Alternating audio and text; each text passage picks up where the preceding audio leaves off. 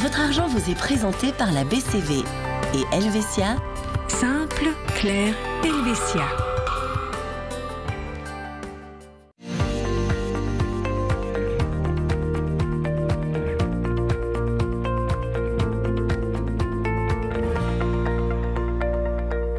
Bonjour à tous, bienvenue dans Votre Argent. On s'intéresse aujourd'hui à l'organisation d'événements, une soirée à la maison ou une fête de village, pourquoi pas.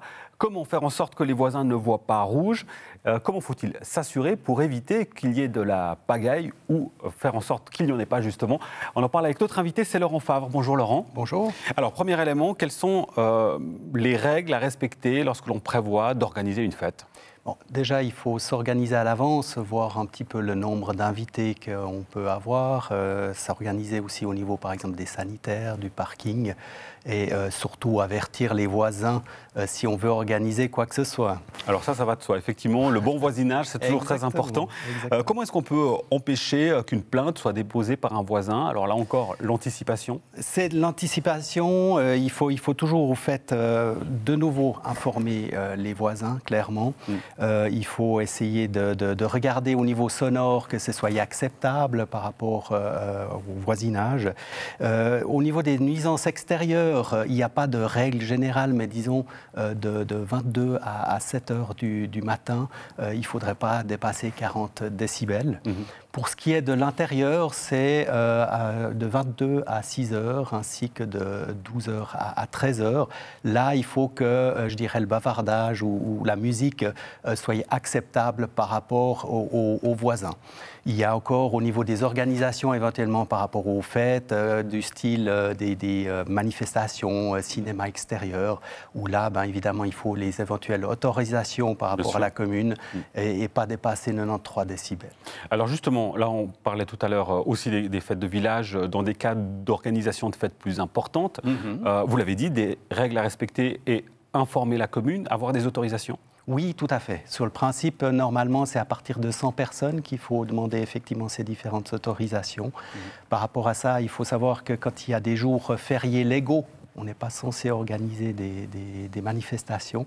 Et de nouveau, c'est de voir au niveau de l'emplacement, la faisabilité, je dirais, avec tout le côté sécuritaire, si on veut bien, dans le sens que dès le moment où il y a les secours qui doivent pouvoir passer, ou bien que selon les manifestations, selon la grandeur, il y a également à prendre en compte que les Samaritains peut-être devraient être présents. Bon, et bien sûr, pour qu'une fête soit belle, il faut qu'elle se passe correctement. Malgré tout, les accidents, ça arrive. Oui. Qu'est-ce qui se passe si quelqu'un se blesse, par exemple? Clairement, si il faut bien analyser, je dirais, le cas, mais si c'est, par exemple, une personne qui se blesse avec un feu qui a été, je dirais, allumé par les organisateurs et laissé sans surveillance et qu'un enfant se blesse, à ce moment-là, évidemment, la responsabilité est claire par rapport aux organisateurs. Avec ça, le mieux est finalement de faire une assurance dite manifestation qui peut être établie ou par rapport à l'entreprise elle-même ou dans le cadre de l'organisation au niveau de l'association ou vraiment sur la manifestation elle-même, qui à ce moment-là finalement va protéger par rapport aux éventuels dégâts faits aux autres. Alors là, effectivement, on parlait de blessures corporelles, oui, peut-être moins graves, et ça arrive peut-être plus souvent, de la casse, un verre brisé ou peut-être un mobilier, même coûteux, qui d'un coup se casse. Là aussi, c'est les assurances qui entrent en jeu?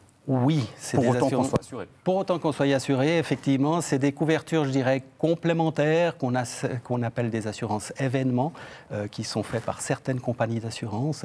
Et à ce moment-là, évidemment, ça va couvrir tous les dégâts, je dirais, matériels ou les éventuelles pertes ou vols pendant la durée de la manifestation, ainsi que les éventuels frais d'annulation suite à des problèmes par rapport à la manifestation elle-même. Oui, et enfin, un dernier cas que je souhaiterais évoquer avec vous. On l'a vu d'ailleurs l'été dernier, il y a eu des cas à Lausanne et en Valais avec des orages très forts, des intempéries, des inondations. Oui. Ça se passe comment dans ces cas-là? De nouveau, il faut prévoir à l'avance. C'est ces assurances événements qui peuvent finalement couvrir ce risque par rapport aux conséquences qui entreraient en ligne de compte par rapport à des événements naturels. Même en tant qu'organisateur, pas forcément comme propriétaire. Exactement. C'est en tant qu'organisateur, dans ces assurances événements, c'est effectivement qui couvrirait ce risque-là.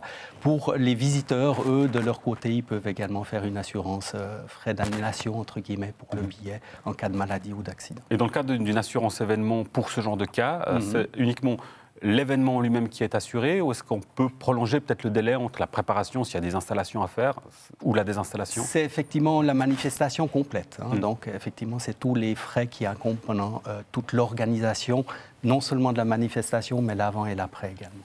Voilà, vous savez tout, en tout cas l'essentiel sur l'organisation d'événements grâce à Laurent Favre. Merci Laurent, Merci. Et à très bientôt pour une nouvelle émission. Merci à vous pour votre fidélité. Votrargent@latélé.ch, c'est l'adresse mail qui vous permet de poser vos questions directement à nos experts. On se retrouve la semaine prochaine pour un nouveau numéro. Ciao.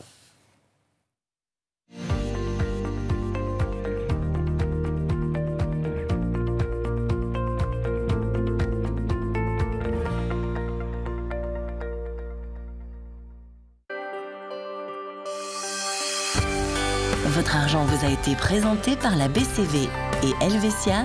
Simple, clair, Helvetia.